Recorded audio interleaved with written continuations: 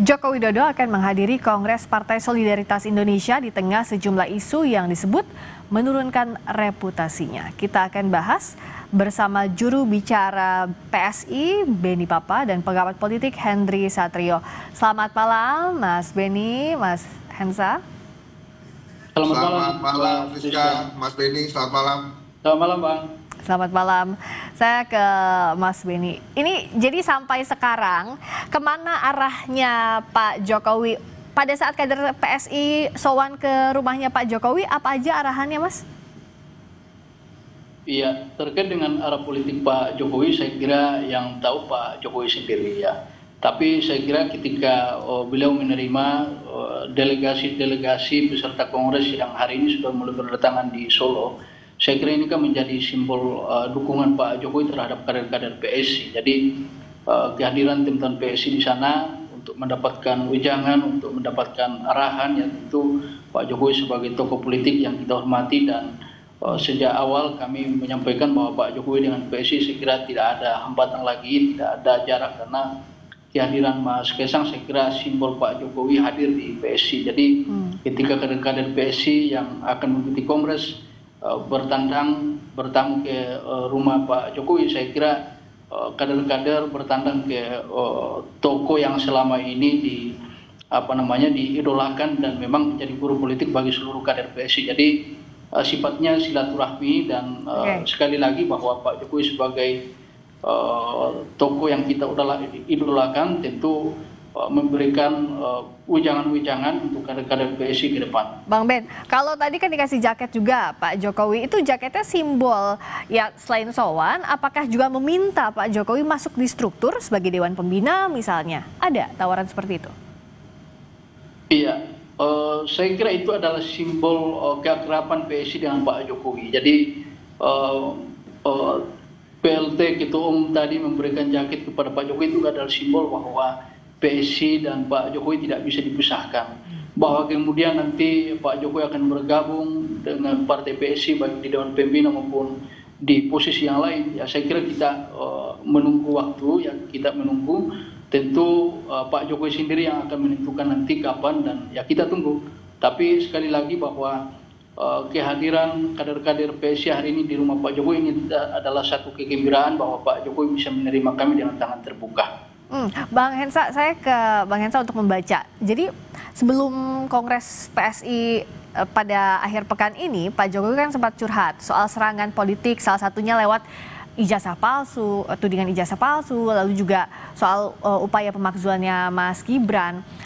Apakah Mas Hensa lihat bahwa memang Pak Jokowi butuh kendaraan politik, atau sebaliknya butuh dukungan politik dari partai politik yang selama ini kan setelah Pak Jokowi purna tugas tidak ada yang terang-terangan membela Pak Jokowi secara gamblang? Iya nggak sih Bang Hensa?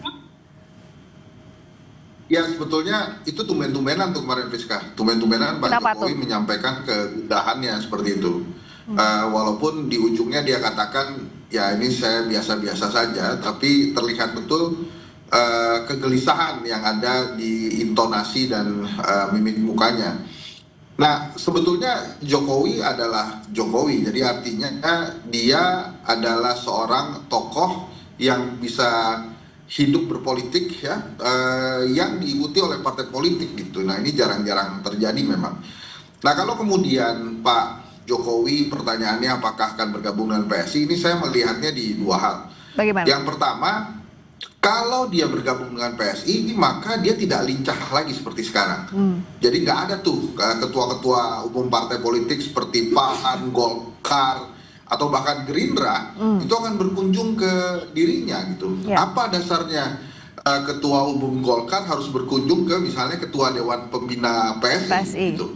Tapi kalau sekarang ini dia lincah, dia bisa menerima siapa saja sebagai presiden ketujuh gitu ya. Kemudian yang kedua, menurut saya PSI ini terlalu kecil untuk Jokowi. Jadi ini ibaratnya kalau ada sepeda roda 3 yang naik saya tuh, Rizka. Jadi kayak beruang madu jadinya, sepedanya kekecilan. Jadi Pak Jokowi itu perlu partai yang lebih besar menurut saya, yang seimbang dengan ketokohan dirinya. Ini tanpa mengurangi rasa hormat saya ke teman-teman PSI, tapi PSI memang masih sangat muda, masih growing partai politiknya. dan menurut saya belum cukup kuat untuk menerima Pak Jokowi sebagai kendaraan politiknya.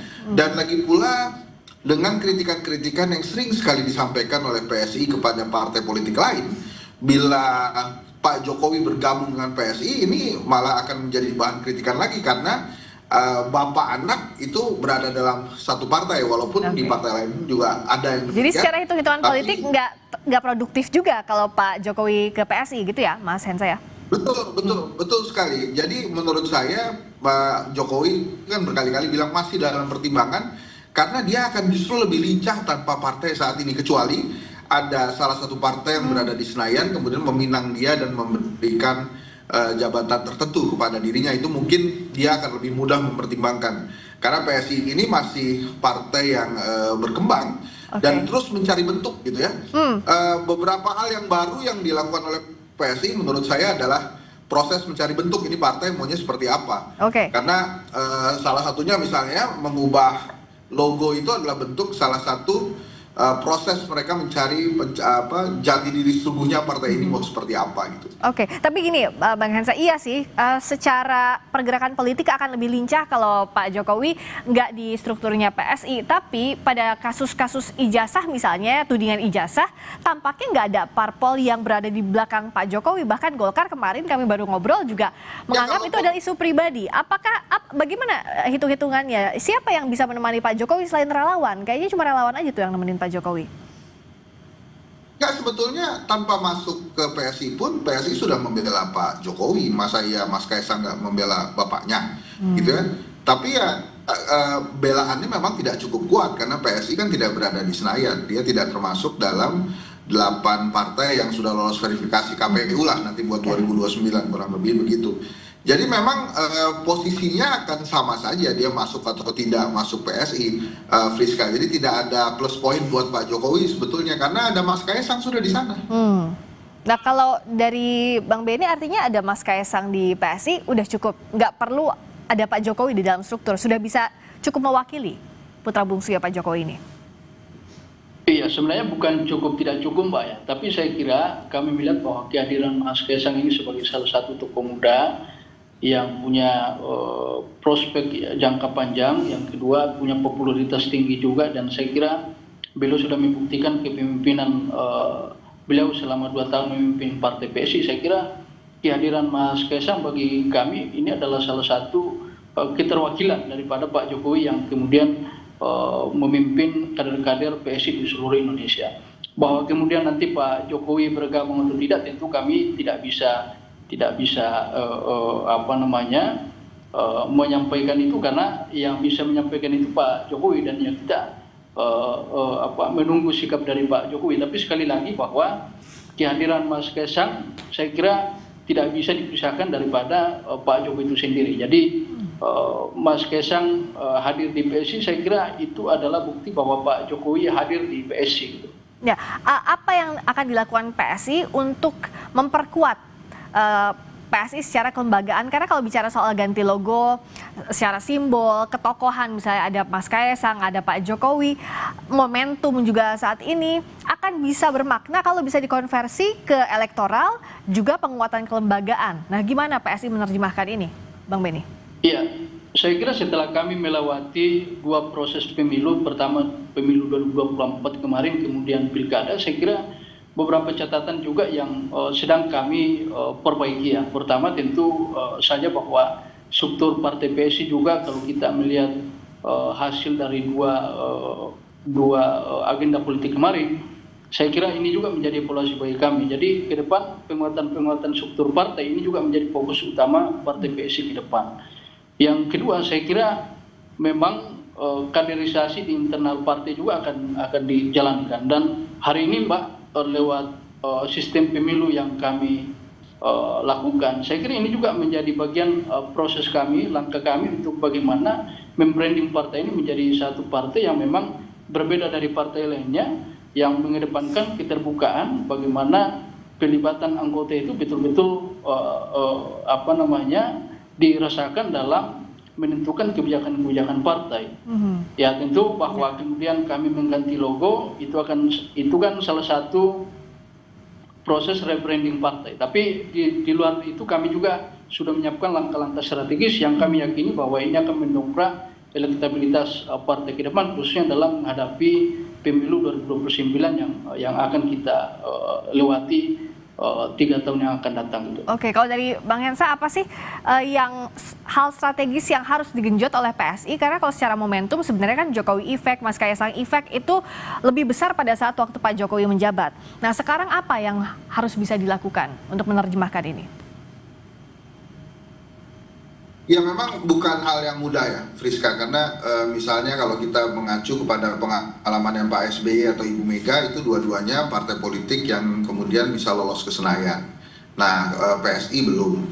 Usaha-usaha PSI untuk menembus Senayan tentu saja mesti dihargai. Salah satunya adalah dengan mengajak Pak Jokowi tentunya masuk ke dalam struktur PSI.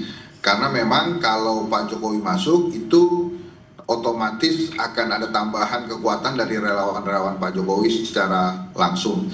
Tapi memang perjalanannya tidak mudah. Apakah ini momentum?